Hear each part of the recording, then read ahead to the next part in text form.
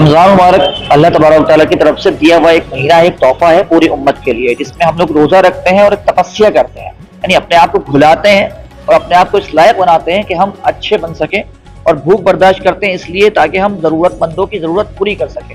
جب آپ خود بھوکے ہوں گے تو آپ کو معلوم ہوگا بھوک کیا چیز ہے، جب آپ خود پیاسے ہوں گے تو آپ کو معلوم ہوگا پیاس کیا چیز ہے، اور جب دونوں چیزیں آپ کو معلوم ہوگی تو آپ کسی بھوکے کو نہ دیکھ پائیں گے، نہ پیاسے کو دیکھ پائیں گے، نہ غریب کو دیکھ پائیں گے، بلکہ آپ مدد کے لیے آگے جائیں گے۔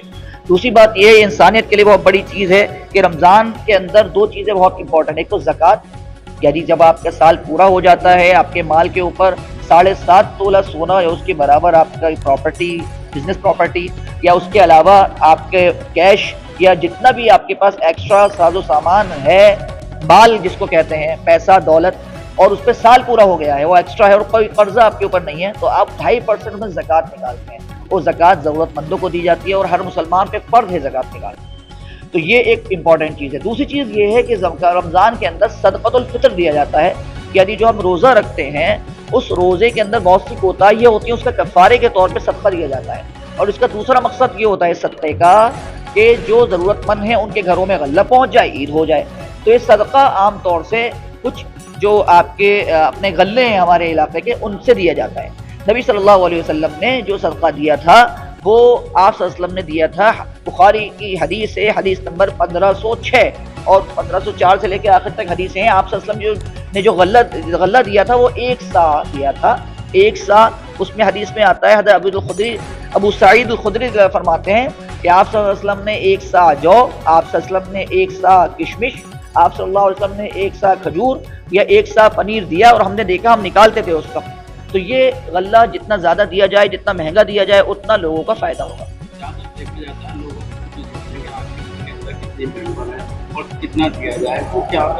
دیکھیے آپ کے پاس آپشنس ہیں، ہے نا۔ 1 سا جو ہے وہ 3 کلو 150 گرام کے آس پاس بیٹھتا ہے، تو آپ کے پاس آپشنس ہیں۔ اگر آپ کے پاس پیسہ اللہ نے زیادہ دیا ہے تو آپ نکالیں کشمش سے۔ کشمش سے جو اس ٹائم ریٹ بیٹھ رہا ہے، 1 سا کشمش یعنی 3 کلو 150 گرام کشمش، وہ 1500 سے 1600 روپے کے بیچ بیٹھ رہا ہے۔ تو اگر آپ کو اللہ نے زیادہ دیا ہے تو آپ کیوں گیہوں سے نکالیں گے؟ آپ کشمش سے نکالیے۔ آپ کے گھر میں 5 لوگ ہیں تو آپ کے جو ماتحت ہے، جس کے آپ ذمہ دار ہیں، ان کا صدقہ آپ نکالیں گے، ہے نا۔ اپنی بیوی کا، اپنے بچوں کا، اپنے ماتحت لوگوں کا جن کی ذمہ داری آپ کے اوپر ہے۔ تو اگر آپ کشمش سے نکالتے ہیں تو آپ کا 5000 روپے کا صدقہ ہو گیا، تو 2 گھروں میں آپ عید کروا دیں گے۔ اگر آپ اس سے کم لیول کے ہیں تو آپ کس سے نکالیے؟ آپ کھجور سے نکالیے۔ کھجور سے صدقہ الفطر 500 روپے بیٹھ رہا ہے، تو 25 ہو گئے، تو 2500 روپے صدقہ فطر آپ نکالیں گے تو آپ کی تب بھی ایک گھر میں عید کرا دیں گے۔ پھر اگر آپ اس سے نیچے ہیں اور اس سے کم کما رہے ہیں تو آپ جو سے نکالیے۔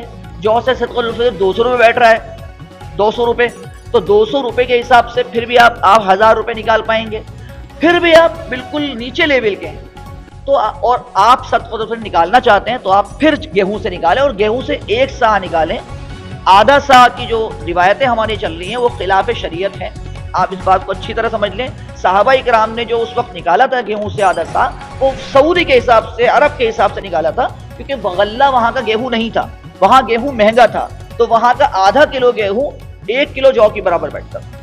اور یہاں غلہ ہمارا اپنا ہے گیہوں، تو یہاں پہ وہ علت نہیں ہوگی جو وہاں پہ چلتی تھی، تو اس لیے یہاں پہ ہمیں جو گیہوں نکالنا ہے وہ 1 سا سے نکالتا ہے، اور 1 سا گیہوں تقریباً اچھا گیہوں 100 روپے کے آس پاس بیٹھتا ہے۔ تو کم سے کم 100 روپے لاسٹ ہے صدقہ الفطر کا، وہ بھی وہ نکالے 100 روپے جس کا بالکل آخری معاملہ ہے۔ صدقہ الفطر عید کی نماز سے پہلے نکال سکتے ہیں، عید کی نماز سے پہلے، اور آپ کس کو دیں گے؟ آپ سب سے پہلے اپنے رشتہ داروں میں دیکھیے، آپ کے رشتہ داروں میں کوئی ضرورت مند ہے تو آپ سب سے پہلے آپ کے رشتہ دار کا حق ہے، اور رشتہ داروں میں اگر کوئی پڑوسی رشتہ دار ہے تو اس کا ڈبل حق ہے، ایک پڑوسی ہونے کا، ایک رشتہ دار ہونے کا۔ پھر اس کے بعد اپنے پڑوس میں دیکھیے، پڑوس کے اندر کھنگالیے، جا کے دیکھیے کوئی ضرورت مند تو نہیں ہے۔ پھر اس کے بعد آپ اپنے اماموں کو دیکھیے، اپنے مؤذن کو دیکھیے، اس کے بعد پھر آپ دوسرے لوگوں میں جا کے تلاش کریے، دوسرے لوگوں سے بات کریے، لیکن پہلے اپنے اطراف میں دیکھیں، اس کے بعد کہیں اور جائیں۔ اور صدقۃ الفطر ہرگز بھکاریوں کو نہ دیں، جو لوگ مانگتے ہیں ہاتھ پھیلا پھیلا کے۔ رسول اللہ صلی اللہ علیہ وسلم نے سختی سے منع کیا ہے بھیک مانگنے کو، تو بھیک مانگنے والوں کو جو دیتا ہے وہ رسول اللہ صلی اللہ علیہ وسلم کے خلاف جاتا ہے۔